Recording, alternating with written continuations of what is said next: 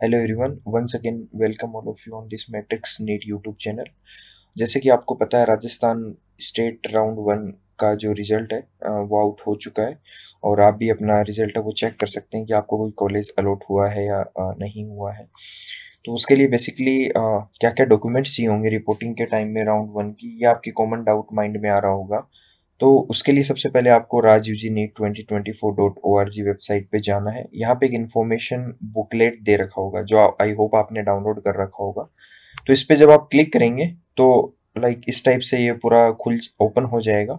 इसमें जो भी डॉक्यूमेंट्स मैं एक्सप्लेन करूँ वो ओरिजिनल तो होने ही चाहिए आपके पास में, प्लस दो दो फोटोकॉपीज भी उसकी होनी चाहिए। उसमें सबसे पहले नीट का स्कोर कार्ड होना चाहिए, फिर अलॉटमेंट लेटर होना चाहिए। अलॉटमेंट लेटर जो ये वेबसाइट है इसी में ही यहाँ पे कहीं ना कहीं आपको शो कर देगा।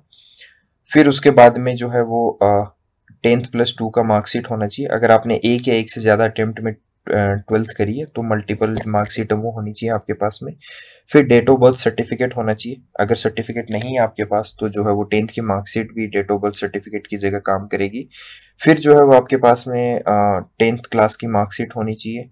फिर आपके पास में 11th क्लास का मार्कशीट है वो भी होना चाहिए, और जिसमें बायोलॉजी है वो एक सब्जेक्ट है वो रहे। और अगर मल्टीपल टाइम्स आपने अटेम्प्ट करके 11th पास किया तो जो है वो आपके पास में मल्टीपल मार्कशीट्स होनी चाहिए।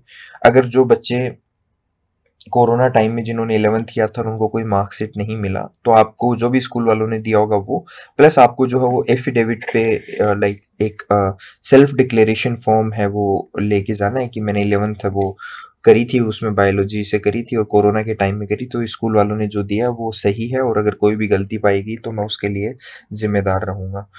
सेवन्थ में लाइक जो भी आपने आप राजस्थान की इस काउंसलिंग के लिए एलिजिबल हैं, इसके लिए आपने 1 to 11 में कुछ फिल किया होगा। तो मैक्सिमम लोगों ने वो पहले वाला ही फिल किया होगा ऑप्शन, कि हम 10 साल से ज़्यादा हो गए हमको राजस्थान में रहते हुए और 5 साल से ज़्यादा यहाँ पढ़ते हुए हो गए।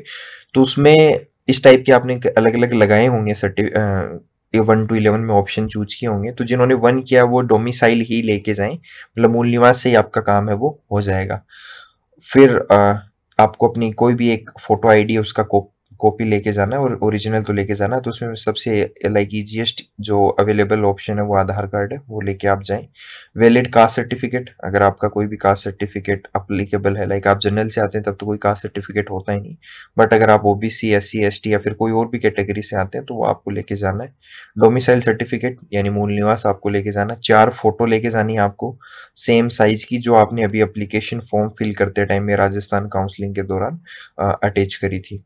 वैलिड पीडब्ल्यूडी सर्टिफिकेट आपके पास होना चाहिए, जो मतलब फिजिकली हैंडीकैप बच्चे हैं ये उनके लिए है। फिर उसके बाद में ये लाइक जो डिफेंस या पैरामिलिट्री जो लाइक पर्सनल के बच्चे हैं उनके जो सर्टिफिकेट है वो उन्होंने फॉर्मेट डाल रखा था। और जो आपने लाइक जब आप गए थे वेरिफिकेशन के टाइम में अपने डॉक्यूमेंट को वेरीफाई कराने के लिए, तो जो सर्टिफिकेट आप लेके गए थे वही लेके जाने। वैलिड ईडब्ल्यूएस का सर्टिफिकेट अगर आपके ऊपर में अप्लीकेबल है तो। बॉन्ड या बैंक गारंटी जो परफॉर्मा 6 दे रखा है, अभी नीचे अपन आएंगे उस पर मैं आपको बताऊंगा कौन सा परफॉर्मा को जो है आपको लेके जाना है। उसको आपको जो एफिडेविट है ना उस पे आपको जो है वो लेके जाना है। आप 500 रुपया 100 रुपया के एफिडेविट के ऊपर में उसको लेके है वो जा सकते हैं। ये एडिशनल डॉक्यूमेंट्स हैं जो एनआरआई कोटा के बच्चे उन्हीं के लिए 16 17 एंड 18, ये नॉर्मल बच्चों के लिए नहीं है। तो काफी बच्चे कंफ्यूजन में आते हैं कि सर जो हम लाइक परफॉर्मा 5 भी हमको लेके जाना है ना, तो सिर्फ ये 16 17 18 उन्हीं को लेके जाने हैं जो एनआरआई के कोटा के अंडर में जो बच्चे आते हैं, उन्हीं के लिए ही ये डॉक्यूमेंट है वो एलिजिबल रहेगा। फिर अपन आगे बात करते हैं ये जो बॉन्ड परफॉर्मा था उसकी। तो उसमें अगर आप देखेंगे यहाँ पे, जैसे यहाँ पे आप देखेंगे बॉन्ड परफॉर्मा, तो परफॉर्मा 6 है बॉन्ड परफॉर्मा। अब थोड़ा सा अपन नीचे आ जाते हैं, परफॉर्मा 6 की अगर अपन बात करें तो ये रहा परफॉर्मा 6। इसको जो है वो आपको एज इट इज एफिडेविट पे छपवा लेना है, और 500 रुपए की एफिडेविट पे आप इसको करवा लीजिएगा। अब इसमें आप पढ़ेंगे तो आपको समझ में आ जाएगा। यहाँ पे पहले आपका नाम आ जाएगा, फिर आपकी एज आ जाएगी, डॉटर या सन ऑफ आप कहाँ पे रहते हैं वो आ जाएगा, है ना। यहाँ पे एमबीबीएस स्टूडेंट, फिर इन सब्जेक्ट तो कुछ ऐसा होता नहीं, इसको एक बार के लिए आप ब्लैंक रख देना, वहीं पूछ लेना आप क्या फिल करना है। फिर उसके बाद में लाइक यहाँ पे श्री, यहाँ पे आप अपने पेरेंट्स का डाल दीजिएगा नाम, फादर का, रेजिडिंग वो कहाँ रह रहे हैं उनका आ गया। फिर उसके बाद में जो है वो अलॉटमेंट लेटर स्लेस ऑर्डर नंबर, ये यहाँ पे जो भी आपका अलॉटमेंट लेटर आएगा उसमें लाइक जो भी नंबर आए यहाँ पे वो आपको डालना है। डेट आपको रख देनी है यहाँ पे, एकेडमिक ईयर 24-25 आएगा यहाँ पे। फिर जो है वो नीचे लाइक यहाँ पे जो भी आपके डेट रहे वो कि आपने किस दिन बनवाया है। सपोज अगर आपने आज बनाया तो 31 अगस्त ईयर 2024, यहाँ पे बच्चे का जो स्टूडेंट है उसका नाम आ जाएगा, सिग्नेचर आ जाएंगे, एड्रेस आ जाएगा, मोबाइल नंबर आ जाएंगे, तीनों चीज़ें। यहाँ पे जो भी आपका लाइक विटनेस है या फिर श्योरिटी, मतलब आप अपने पेरेंट्स का करवा लीजिएगा सिग्नेचर, नेम, मोबाइल नंबर, और यहाँ पे जो विटनेस है कोई भी 2 प्रूफ है वो चलेंगे, उनका जो है वो आप करवा लीजिएगा। फैमिली मेंबर्स भी हो सकते हैं वो, कोई और भी हो सकते हैं, उनका जो है नाम और एड्रेस विद सिग्नेचर होनी चाहिए। तो ये इस टाइप से आपका जो परफॉर्मा है वो तैयार हो जाएगा। तो बस यही था।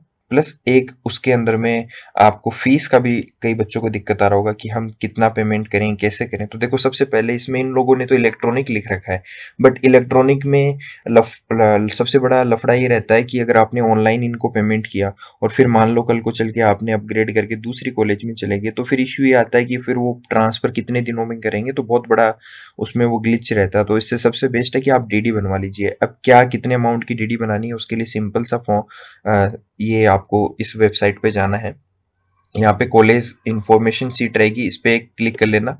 तो जो कॉलेज इंफॉर्मेशन सीट रहेगी उसमें लाइक आपको ये कॉलेज की सारी इंफॉर्मेशन आ जाएगी, कौन सी कॉलेज के लिए बेसिकली इंफॉर्मेशन ढूंढ रहे हैं।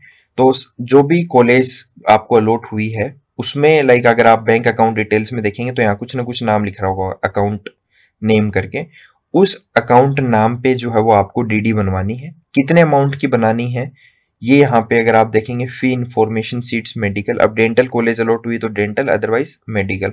मेडिकल पे क्लिक करेंगे तो जो भी 1 साल का ट्यूशन फी होगा, ट्यूशन फी मतलब अगर आप सपोज थोड़ा सा ऐसे नीचे में अगर जाता हूँ, जैसे जीएमसी भरतपुर में किसी को एडमिशन लेना है तो स्टेट नेचर में फर्स्ट ईयर ट्यूशन फी जो होगी ना यहाँ पे 66,990, इसका जो बेसिकली है वो आपको डीडी है वो अमाउंट का बनाना है। और किसके नाम पे बनाना है, इस वाली सीट के अंदर में अगर आप देखो सिंपली अगर भरतपुर सर्च करते हैं अपन, भरतपुर, ये देखिए तो यहाँ पे जो है भरतपुर में ये जो नाम है प्रिंसिपल, ये एज इट इज है वो आपको डीडी पे प्रिंट करवाना है और उतने अमाउंट की डीडी है वो आपको बनानी है। ठीक है ना। तो इस तरीके से ये सारे डॉक्यूमेंट्स हैं वो आपके काम आएंगे। आई होप आपके लाइक ये डाउट्स हैं वो क्लियर हो गए होंगे। और कुछ कुछ कॉलेजेस के अंदर में जो है वो कुछ कुछ कैटेगरीज के बच्चों के लिए छूट रहती है, तो वो यहाँ पे मेंशन कर रखा है। जो भी कॉलेज के आगे कहीं पे लिखा होगा, और नहीं लिखा तो सबको बना के लेके जाना है। So that's all from my side. और बाकी कोई भी आपके डाउट आते हैं किसी भी कॉलेज से रिलेटेड, तो ये जो इन्फॉर्मेशन सीट है इसमें क्या कॉन्टेक्ट नंबर दे रखे हैं हर कॉलेज के, तो आप कॉल करके, ये नोडल ऑफिसर है इस पे कॉल करके और उनसे बात कर सकते हैं, वो आपके लाइक सवालों का जवाब दे देंगे। So thanks for watching the video. ये जो वेबसाइट है इसका लिंक आपको पता ही है, rajugneet2024.org। यहाँ पे ये जो कॉलेज मेडिकल इंफॉर्मेशन सीट है, यहाँ पे आपको जो कॉलेजेस की इंफॉर्मेशन है वो मिल जाएगी, उनके bank account name, bank account number, और जो भी नोडल ऑफिसर्स हैं उनके नंबर। ये फी इंफॉर्मेशन सीट मेडिकल में आपको फीस मिल जाएगी, और बुकलेट में मैंने जो आपको बताया वो डॉक्यूमेंट से रिलेटेड लिस्ट मिल जाएगी। तो इस तरीके से आप जो है वो चेक कर सकते हैं। बाकी कोई डाउट आपकी फीस से रिलेटेड है तो नोडल ऑफिसर से बात कर सकते हैं, और इन जनरल काउंसलिंग से रिलेटेड है तो कमेंट सेक्शन में पूछ सकते हैं। आई होप सारी चीज़ें क्लियर हो गई। So thanks for watching the video.